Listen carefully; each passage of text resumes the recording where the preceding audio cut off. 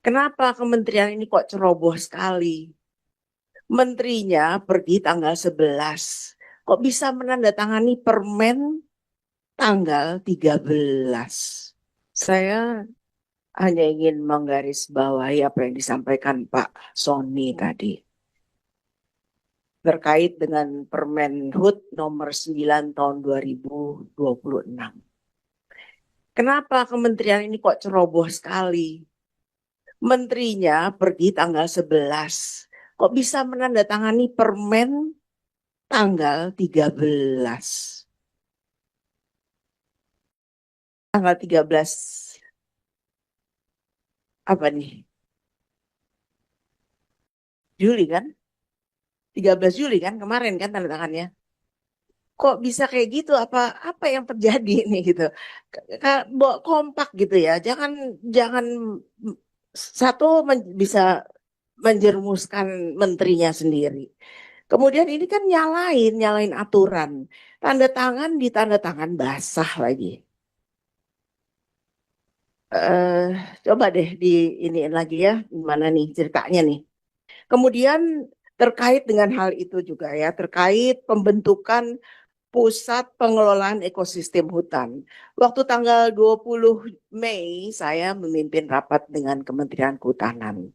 Dalam rapat itu kita sepakat bahwa mengenai eh, pembentukan 35 pusat pengelolaan ekosistem hutan itu supaya dikaji kembali dan dilaporkan kepada Komisi 4. Ini belum nggak tahu udah dikaji apa belum dilaporkan ke kita, tapi ujuk-ujuk udah keluar permennya. Jadi ini padahal sudah masuk dalam kesimpulan. Kalau udah kesimpulan itu adalah kita sepakat adalah sesuatu yang harus dilaksanakan dipatuhi oleh kedua belah pihak. Ya, kita juga datang ke sini udah ya sama-sama lah kita kerja di sini ya. Jangan terus diabaikan gitu saja apa yang sudah menjadi kesepakatan. Ini coba tolong dijelaskan nih apa ceritanya kenapa bisa begini. Terima kasih Ibu Ketua. Ini saya perlu penegasan lagi nih Pak, terkait yang Pak Heri Darmawan sampaikan tadi. Itu kan kita dorong untuk segera dipersiapkan. Apa? Nah, udahlah. Ini Republik ini penuh istilah asing sama singkatan. Yang dituntut Pak Heri Darmawan sudah selesai belum? Pasti belum. Ya toh? Yang kita minta disegerakan belum direalisasikan. Yang kita minta dikaji malah SK-nya ditandatangani. Gimana? Ayo coba, ini mumpung sekalian nih bolak-balik yang tadi SOP soal tata kelola tadi Pak, terkait potensi gigi, tolong ditayang lagi. Tolong ditayangkan lagi tadi materinya. Yang paparan soal proses penyelesaian penguasaan hutan. Nah, sekarang pertanyaan saya Pak, tolong dijawab aja langsung. SK tentang PPT PKH ini, SK Menteri Lingkungan Hidup atau SK Menteri Kehutanan? SK Menteri Kehutanan. Lah SK-nya dari Menteri Kehutanan, untuk apa lagi ada usulan persetujuan Menteri? Dirangkai semua, kalau sudah final, baru ke meja Menteri, ya kan? Keputusannya berbentuk SK. Lah pakai usulan persetujuan Menteri lagi. Ini tahapan mau ngapain? Ini kan tahapan yang bikin orang curiga, itu loh maksud saya. Baik, saya kebetulan memimpin kunjungan kerja ke Riau, Tesanilo. Pak Wamen ini tolong diperhatikan betul-betul. Di Tesanilo itu, di Tesonilo itu, sudah ada masyarakat yang ingin mengembalikan lahannya. Nah, ini tolong, lahan penggantinya mana? Disiapkan. Ya, karena kita juga tahu ada konflik antara masyarakat yang ingin menyerahkan dengan masyarakat yang tidak ingin menyerahkan. Nah, jangan sampai yang ingin menyerahkan malah jadi terkatung-katung dan malah jadi korban. Ini kan harusnya jadi prioritas dengan kesadaran mereka ingin menyerahkan kembali kok lahannya. Baik, silakan Pak Wamen ditanggapi, dijawab seluruh pertanyaan terkhusus yang Ibu Ketua tadi sampaikan.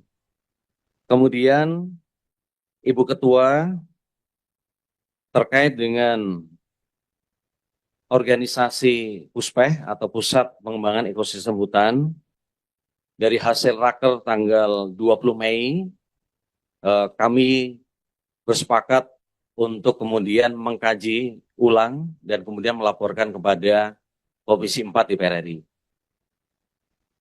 Di forum ini kami sampaikan bahwa pernah ada FGD yang kami lakukan di Kementerian Kehutanan, yang itu juga dihadiri oleh anggota Komisi 4, Bapak Darori bersama dengan pensiunan dari Kementerian Kehutanan.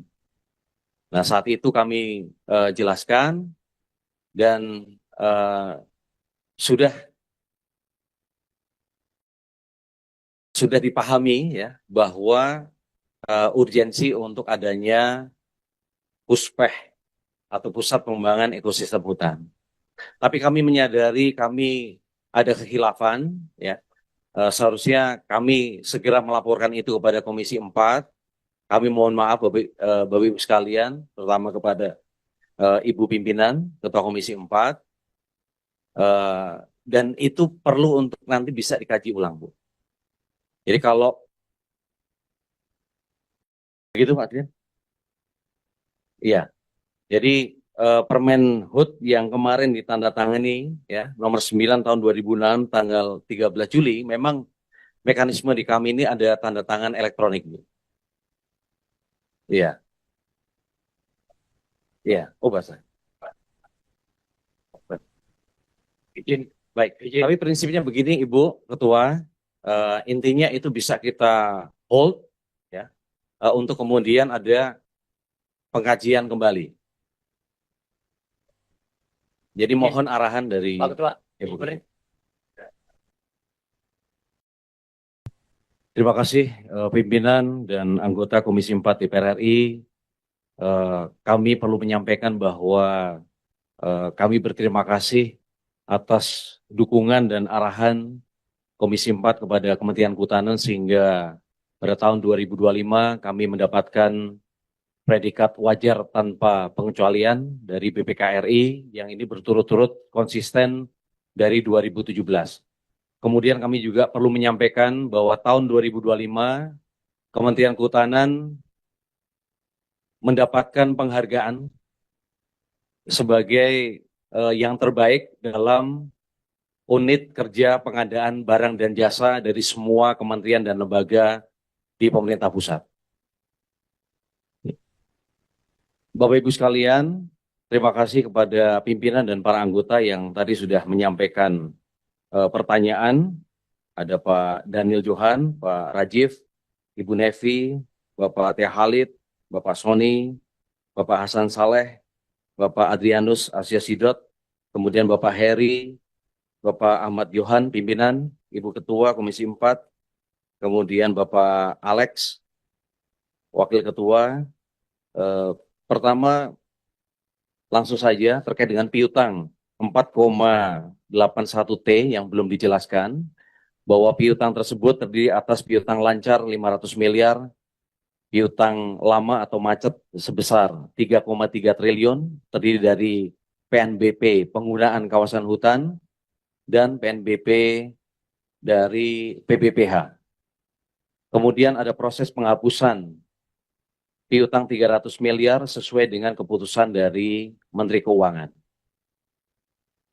Rencana aksi ke depan yaitu kami dari Kementerian Kehutanan berkoordinasi dengan Kementerian Keuangan, Kementerian Hukum, Kementerian Dalam Negeri, dan Ditjen Pajak Kementerian Keuangan untuk anti-block system dan penghapusan piutang yang sesuai aturan memang harus dihapus. Kemudian terkait dengan kebakaran hutan dan lahan, data yang tadi kami sampaikan bahwa hotspot pada bulan Januari sampai Mei 2026, itu kalau kita bandingkan dengan periode yang sama pada tahun 2025, itu menunjukkan peningkatan. Kemudian juga jumlah luasan karhutlah yang terbakar dari Januari sampai Mei 2026, kita bandingkan di periode yang sama di tahun 2025, itu juga meningkat. lebih dari 100%. Nah, ini sesuai dengan prediksi dari BMKG bahwa di tahun 2026 El Nino atau musim kemarau itu datang lebih cepat dan lebih lama. Yang diprediksi puncaknya adalah pada bulan Agustus nanti. Kemudian prediksi BMKG pada tahun 2027 akan terjadi El Nino siklus 4 tahunan yang setiap 4 tahunan itu El Nino-nya sangat panjang sekali. Sehingga pada tahun 2023 angka kebakaran hutan lahan kita itu 1,16 juta hektar. Kalau tahun yang 2025 kita bisa tekan sampai 350.000 hektar. Subscribe, share, like, and comment. Subscribe, share, like, and comment.